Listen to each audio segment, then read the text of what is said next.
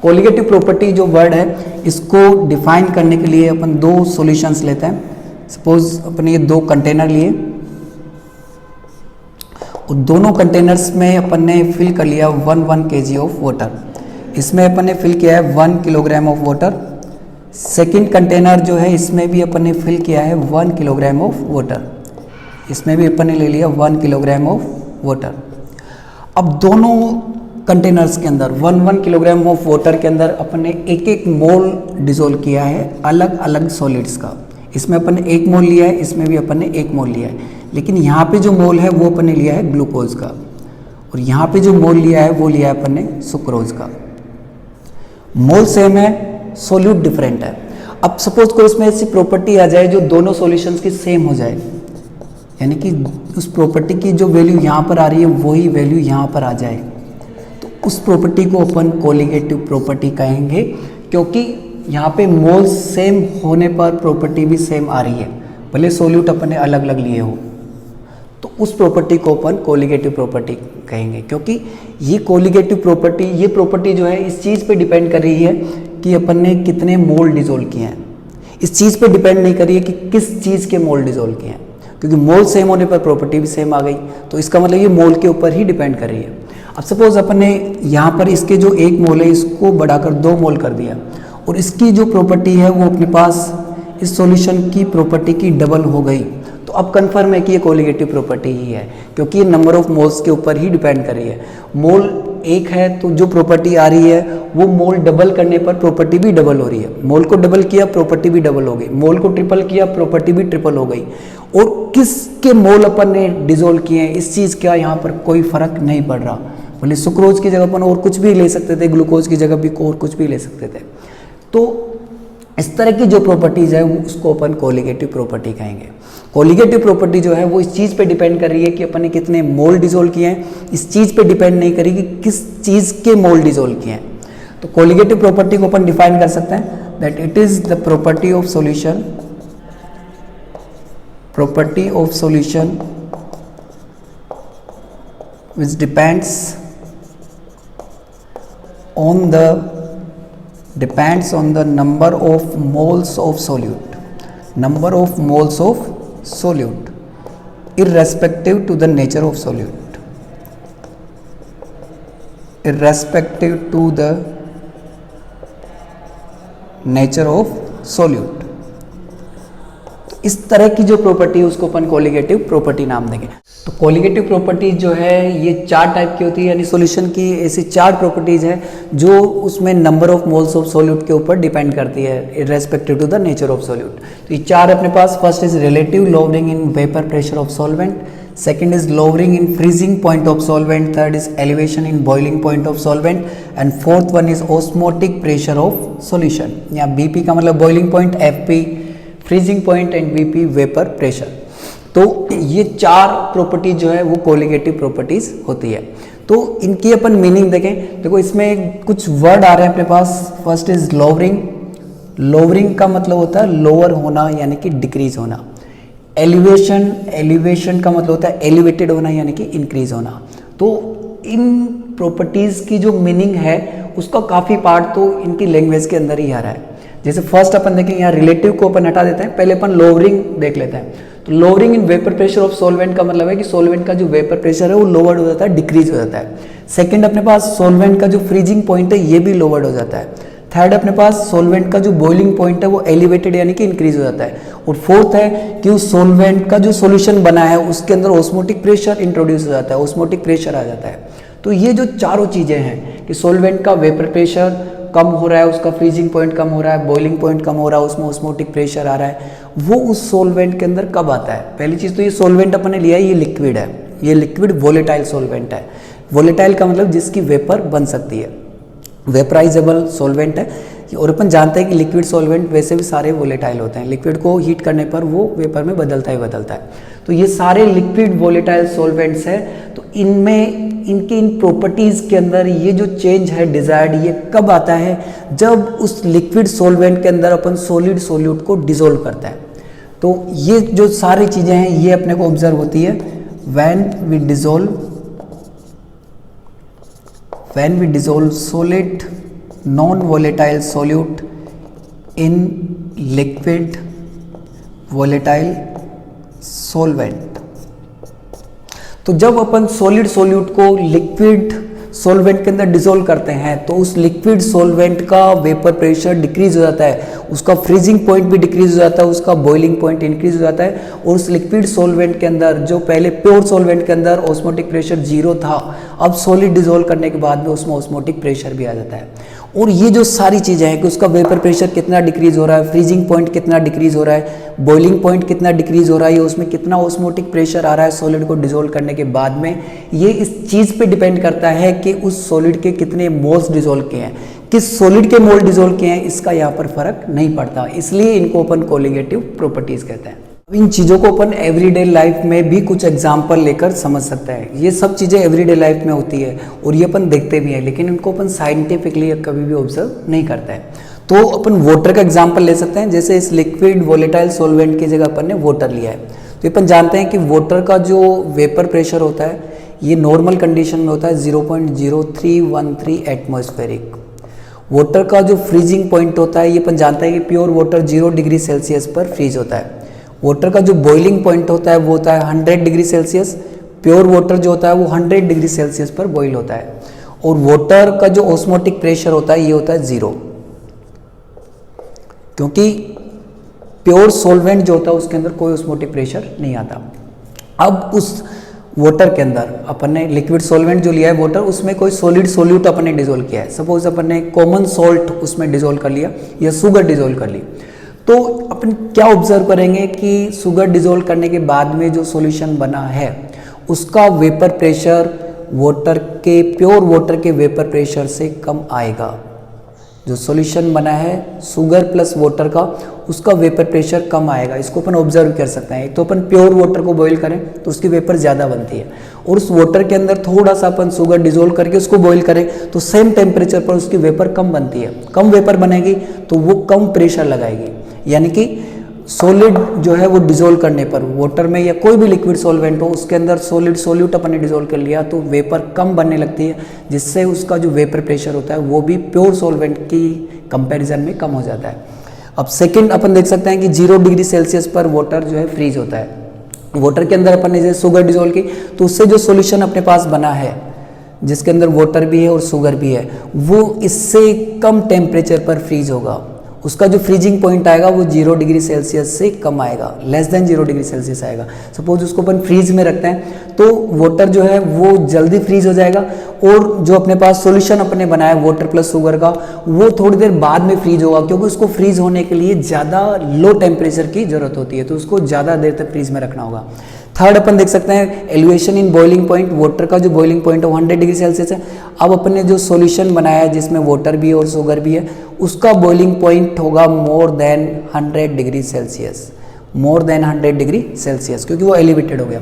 More than 100 degree Celsius को भी अपन observe कर सकते हैं। सपोज अपन बॉईल कर रहे हैं, वाटर को बॉईल कर रहे हैं और एक अपन ने शुगर प्लस वाटर सॉल्यूशन को बॉईल कर रहे हैं, तो पहले कौन बॉईल होगा? पहले बॉईल होगा प्योर वाटर, क्योंकि वो कम टेम्परेचर पर ही बॉईल होने लगता है, 100 पे ही बॉईल होने लगता है। जबकि अपने पास वाटर प्लस शुगर का जो सॉल्यूशन है वो 100 से ज़्यादा टेम्परेचर पर बॉईल होना स्टार्ट होगा, यानी कि उसको बॉईल करने के लिए तो हमें ज़्यादा देर तक उसको हीट करना पड़ेगा।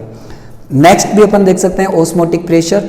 तो अपन ने जो सॉल्यूशन बनाया है वाटर का ऑस्मोटिक प्रेशर 0 है, तो सॉल्यूशन जो अपन ने बनाया है उसका जो ऑस्मोटिक प्रेशर होगा वो 0 से ज़्यादा आएगा, मोर देन 0 या नॉन 0 आएगा। तो इस तरह से अपन देख सकते हैं कि सॉलिड सॉल्यूट को जब अपन किसी भी लिक्विड सॉल्वेंट में डिसॉल्व करते हैं तो ये चारों चीज़ें ऑब्जर्व होती हैं। अब अपन जो है इसके कुछ क्वेश्चंस देखते हैं कि क्वेश्चन जो है वो किस टाइप से पूछे जाते हैं। तो अब तक अपन ने डिस्कस किया कि on dissolving solid solute in liquid solvent. Solvent is volatile, liquid अपन जानते हैं वैसे सारे वोलेटाइल होते हैं, और सॉलिड होते हैं वो नॉन वोलेटाइल होते हैं। तो नॉन वोलेटाइल सॉल्यूट है, ये वोलेटाइल सॉल्वेंट है। तो इसको डिसॉल्व करने पर क्या होता है कि सॉल्वेंट का जो वेपर प्रेशर है, वेपर प्रेशर ऑफ सॉल्वेंट ये डिक्रीज हो जाता है। फ्रीजिंग पॉइंट ऑफ सॉल्वेंट ये भी डिक्रीज हो जाता है। बॉइलिंग पॉइंट ऑफ सॉल्वेंट ये इंक्रीज हो जाता है और ऑस्मोटिक प्रेशर इंट्रोड्यूस हो जाता है। ये अपन कह सकते हैं कि सॉल्वेंट में वेपर प्रेशर बढ़ जाता है सॉलिड को डिजोल्व करने के बाद। तो ये चीज़ें आ रही है, सॉलिड को डिजोल्व करने पे 2 डिक्रीज हो रहे हैं, 2 अपने पास चीज़ें इंक्रीज हो रही है। अब सपोज अपने पास 3 सॉल्यूशन गिवन है, फर्स्ट, सेकेंड एंड थर्ड। तीनों में अपन ने 1 kg वाटर लिया है, सेकेंड में भी अपन लिया है 1 kg ऑफ वाटर, और थर्ड में भी अपन ने लिया है 1 kg ऑफ वाटर। अब तीनों में अपन ने सेम मोल डिजोल्व किया है। सपोज 1 मोल ऑफ ग्लूकोज, 3 अलग अलग सोल्यूट ले लिया अपन ने। सेकेंड में लिया अपन ने 1 मोल ऑफ सुक्रोज, और थर्ड में अपन ने ले लिया suppose 1 mole of ethylene glycol. ठीक है, वैसे किसके मोल लिए हैं उसका तो यहाँ पर फर्क पड़ता ही नहीं है।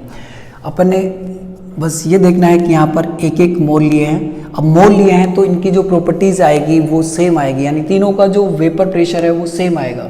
वेपर प्रेशर अपने आप में कोलिगेटिव प्रॉपर्टी नहीं है, वेपर प्रेशर का जो डिक्रीमेंट आ रहा है सॉलिड को डिसॉल्व करने पर वो कोलिगेटिव प्रॉपर्टी है। तो तीनों में सेम डिक्रीमेंट आएगा वाटर की कंपैरिजन में, यानी डिक्रीज होने के बाद में वेपर प्रेशर जो आएगा वो तीनों सॉल्यूशंस का सेम आएगा।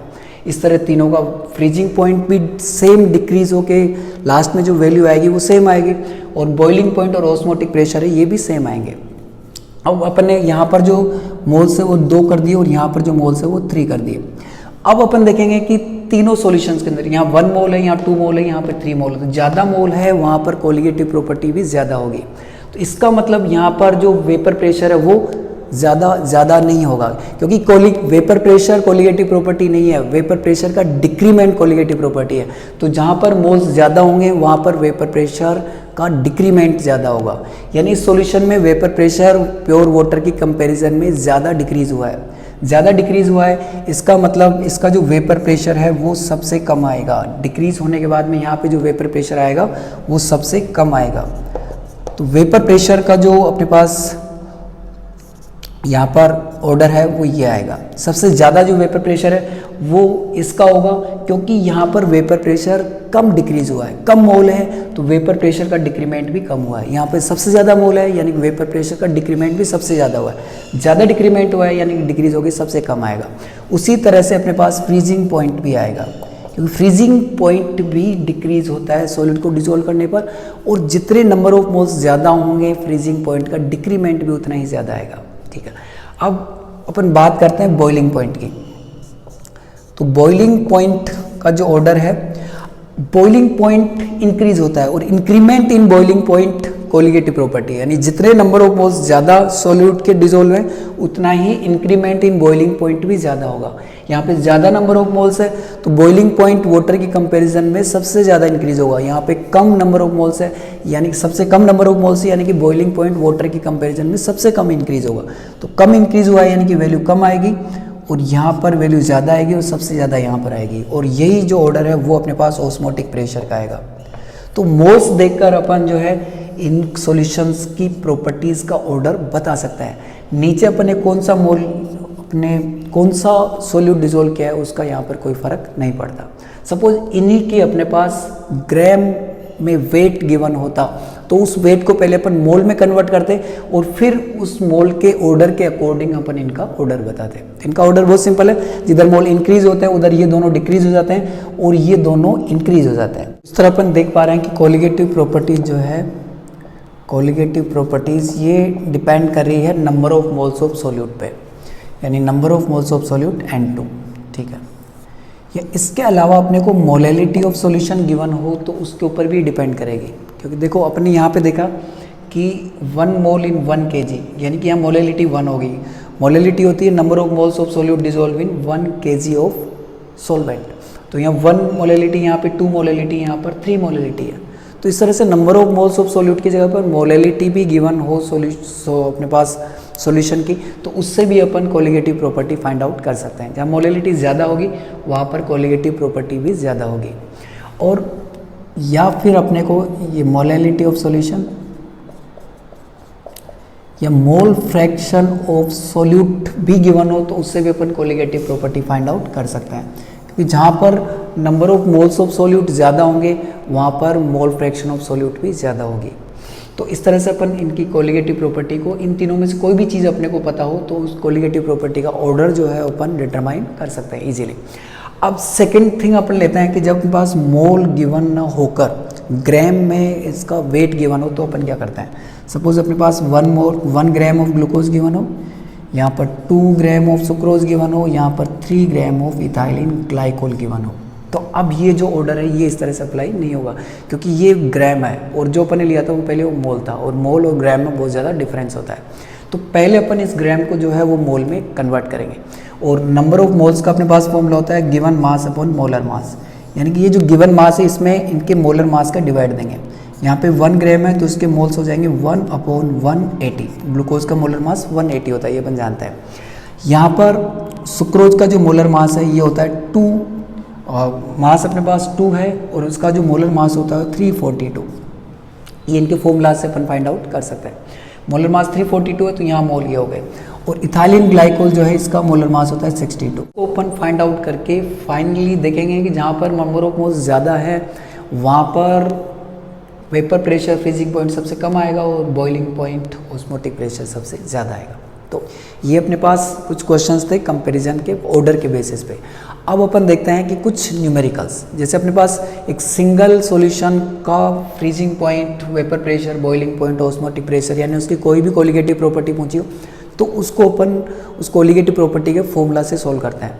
लेकिन सपोज अपने पास कुछ जो है एक सॉल्यूशन का कोलिगेटिव प्रॉपर्टी गिवन है और उसके कंपैरिजन में उसका कंपैरिजन करके दूसरे सॉल्यूशन की कोलिगेटिव प्रॉपर्टी अपने को फाइंड आउट करनी है, तो वो अपन बिना फॉर्मूला भी फाइंड आउट कर सकते हैं। ऐसे ही न्यूमेरिकल्स के कुछ एग्जांपल्स देखते हैं अब अपन।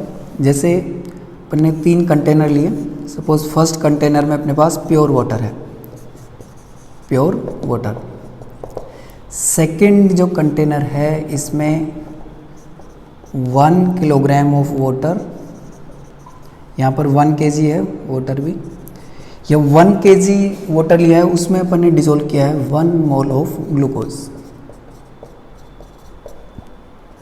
सेकंड जो है थर्ड अपने पास जो है उसमें 1 kg ऑफ वाटर के अंदर जो है अपन ने डिसोल्व किया है 2 mole of sucrose, 2 moles of sucrose. अब सपोज इसका बॉइलिंग पॉइंट अपने को गिवन हो तो इसका अपन बॉइलिंग पॉइंट भी निकाल सकते हैं।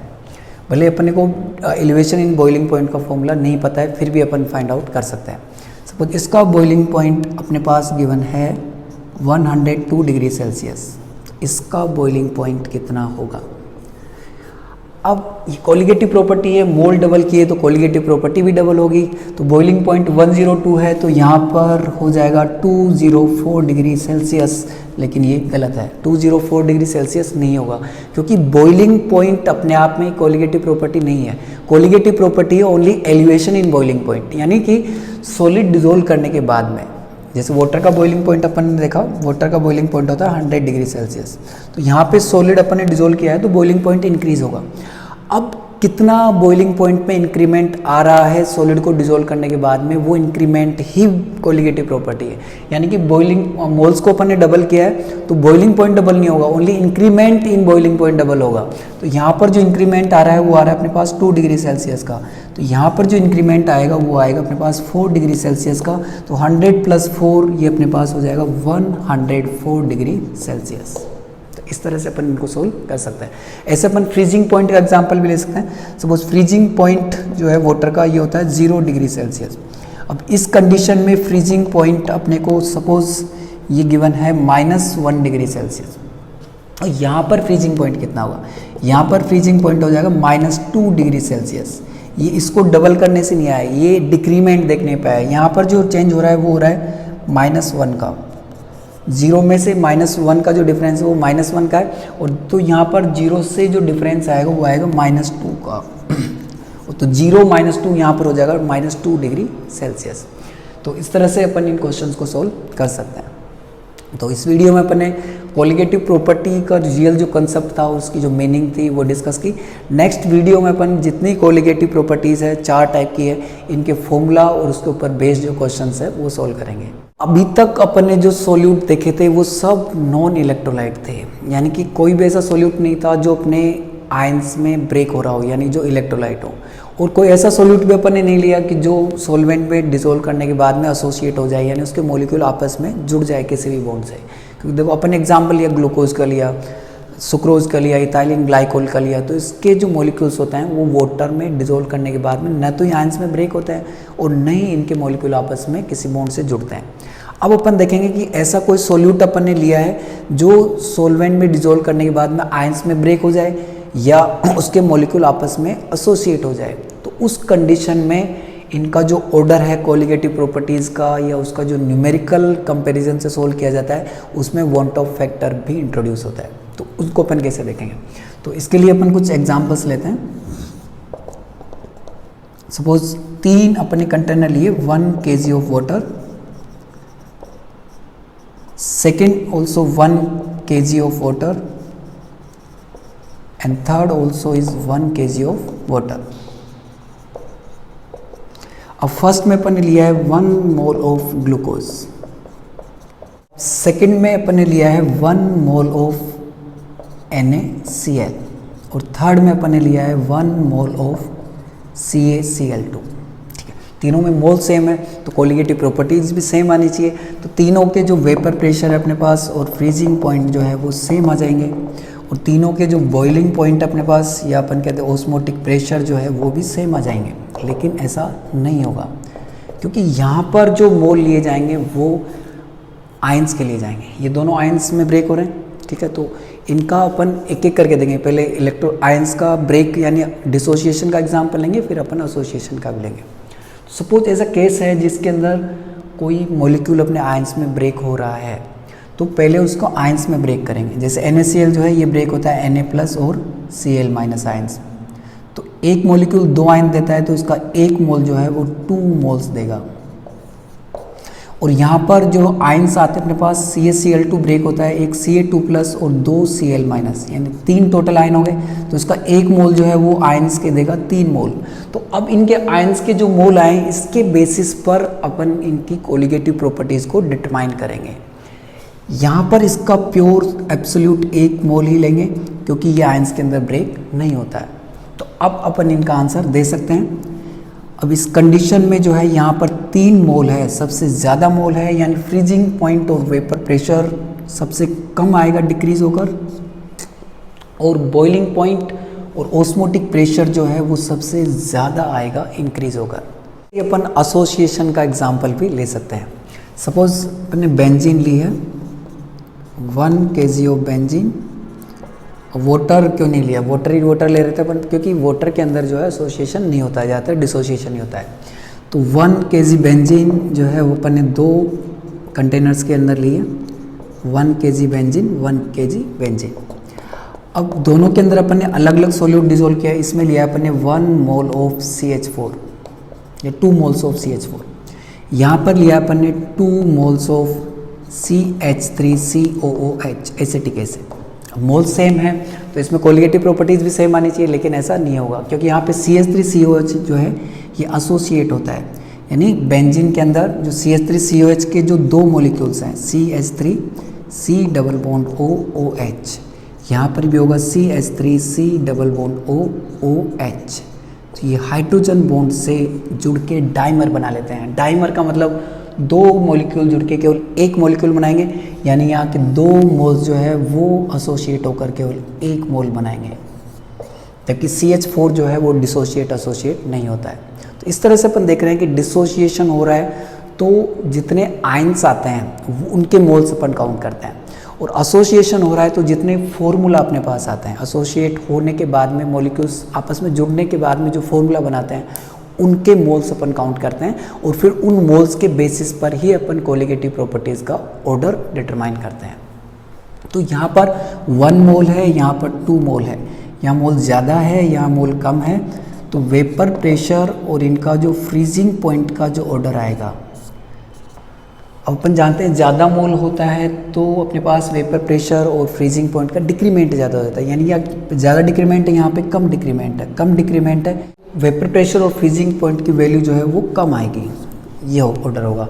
और बॉइलिंग पॉइंट और जो ऑस्मोटिक प्रेशर है वो यहाँ पर ज़्यादा मोल है तो ज़्यादा इंक्रीज़ होगा, यहाँ पर कम मोल है तो कम इंक्रीज़ होगा in comparison to the pure benzene. तो यहाँ पर इनकी वैल्यू ज़्यादा आएगी और यहाँ पर इनकी वैल्यू कम आएगी। तो इस वीडियो में अपन ने कोलिगेटिव प्रॉपर्टीज़, जो कोलिगेटिव प्रॉपर्टी वर्ड की जो मीनिंग है उस कंसेप्ट से इन क्वेश्चंस को सोल्व किया है। एक भी numerical freezing point, boiling point इनका अपन ने अप्लाई नहीं किया। और अपन देख सकते हैं कि ये जो क्वेश्चन है इवन बढ़िया एग्जाम्स में भी एडवांस तक भी आए हुए हैं, IIT एडवांस तक भी कुछ क्वेश्चंस। तो ये अपन देख पा रहे हैं कि इनको सोल्व करने के लिए कोलिगेटिव प्रॉपर्टी वर्ड कंसेप्ट को ही समझना बहुत अच्छा तरह इनको समझना जरूरी है। अब नेक्स्ट वीडियो में जो है अपन डिस्कस करेंगे कोलिगेटिव प्रॉपर्टीज़ के जो 4 टाइप्स है अपने पास, उनके फॉर्मूला, उनका कंसेप्ट और उन फॉर्मूलाज के ऊपर बेस्ड न्यूमेरिकल्स।